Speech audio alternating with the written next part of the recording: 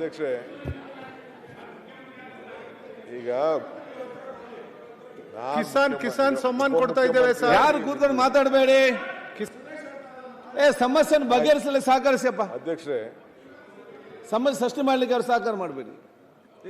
ಅಧ್ಯಕ್ಷರೇ, ತೆಂಗಿನಕಾಯಿ ಅವರು ಕೇಳಿದಂಥ ಪ್ರಶ್ನೆ ಆಸ್ ಎ ಪೊಲಿಟಿಕಲ್ ರೆಪ್ರೆಸೆಂಟೇಟಿವ್ ಈ ಕ್ಷೇತ್ರದಲ್ಲಿ ಆ ಕ್ಷೇತ್ರದಲ್ಲಿ ಪೀಪಲ್ ರೆಪ್ರೆಸೆಂಟೇಟಿವ್ ಅವ್ರು ಬಂದು ಕೇಳಿದ್ದಾರೆ. ಅವ್ರ ಮಂತ್ರಿಗಳು ಉತ್ತರ ಕೊಟ್ಟಾಗೂ ನಾನು ಇಲ್ಲಿದ್ದೆ, ಐ ವಾಸ್ ದೇರ್.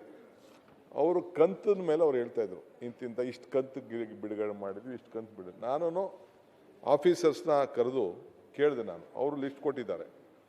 ಟಿಲ್ ಸೆಪ್ಟೆಂಬರ್ವರೆಗೂ ಕೂಡ ಈಗ ರಿಲೀಸ್ ಆಗಿದೆ. ಮಧ್ಯದಲ್ಲಿ 1-2 ತಿಂಗಳು ಇಲ್ಲ ಅನ್ನೋದು ಅವರು ಮಾಡಿದ್ದಾರೆ. ಅದಕ್ಕೆ ಅವರು ಕನ್ಫರ್ಮ್ ಮಾಡಿದ್ದಾರೆ. ಚೀಫ್ ಮಿನಿಸ್ಟರ್ ಹತ್ರ ಕೂಡ ಅವರು ಮಾತಾಡಿ, ಈಸ್ ಎ ಫೈನಾನ್ಸ್ ಮಿನಿಸ್ಟರ್, ಯಾವತ್ತೇ ಆಗಲಿ ನೀವು ಮಂತ್ರಿ ಆಗಿರಲಿ ನಾನು ಮಂತ್ರಿ ಆಗಲಿ ನಮಗೆ ಫೈನಾನ್ಸ್ ಮಿನಿಸ್ಟ್ರಿಂದ ಏನು ಬರ್ತದೆ ಅದು ನಾವು ಟ್ರಾನ್ಸ್ಫರ್ ಮಾಡ್ತೀವಿ. ಅವರು ನಮ್ಮ ಸ್ನೇಹಿತರು, ನಮ್ಮ ಸುನಿಲ್ ಯಂಗ್ ಲೀಡರ್, ಅವರು ಸರ್ಕಾರ ದಿವಾಳಿ ಆಗ್ಬಿಟ್ಟಿದೆ ಅಂತ ಒಪ್ಕೊಳ್ಳಿ ಅಂತ ಹೇಳ್ತಾ ಇದ್ದಾರೆ. ಆಯಿತು, ನಿಮ್ಮ ಭಾವನೆ ಏನು ಬೇಕಾದ್ರೂ ಇರಲಿ.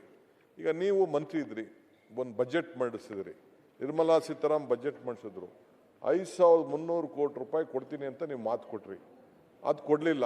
ಇಲ್ಲಿ ಬೊಮ್ಮಾಯಿ ಗೌರ್ಮೆಂಟ್ ಬಂತು. ಒಂದು ನಿಮಿಷ ಇರ್ರಿ, ತಾಳ್ಮೆಯಿಂದ ಕೇಳಿ ಸ್ವಾಮಿ, ನಿಮ್ದೆಲ್ಲ ಕೇಳಿದ್ವಿ ನಾವು, ಕೇಳಿ ಒಂದು ನಿಮಿಷ. 5300 ಕೋಟಿ ರೂಪಾಯಿ ನಿಮ್ಮದೇ ಬಜೆಟು, ಇರ್ರಿ ಸ್ವಲ್ಪ, ನಿಮ್ಮದೇ ಗೌರ್ಮೆಂಟ್ ಹೇಳ್ತು, ಆಯ್ತಪ್ಪ 5300 ಕೋಟಿ ರೂಪಾಯಿ ಅಪ್ಪರ್ ಬರ್ನ ಬಜೆಟ್ಗೆ ಕೊಡ್ತೀವಿ ಅಂತ ಹೇಳಿದ್ರು, ಕೊಡೋಕ್ಕಾಗಲಿಲ್ಲ. ಇಲ್ಲಿ ನರೇಗಾ ದುಡ್ಡು ಇವತ್ತರೆಗೂ ಕೂಡ ಕೋಟ್ಯಾಂತರ ರೂಪಾಯಿ ಕೊಡಬೇಕು. ಜಲ್ ಜೀವನ್ ಮಿಷನ್ ದುಡ್ಡು ಸುಮಾರು 30-40 ಸಾವಿರ ಕೋಟಿ, ಹಂಗಂತ ಕೇಂದ್ರ ಸರ್ಕಾರ ದಿವಾಳಿಯಾಗೋಯ್ತು ಅಂತ ಹೇಳಕ್ಕಾಗ್ತದ? ನಾನು ಐ ಕಾಂಟ್ ಟೆಲ್ ದಟ್.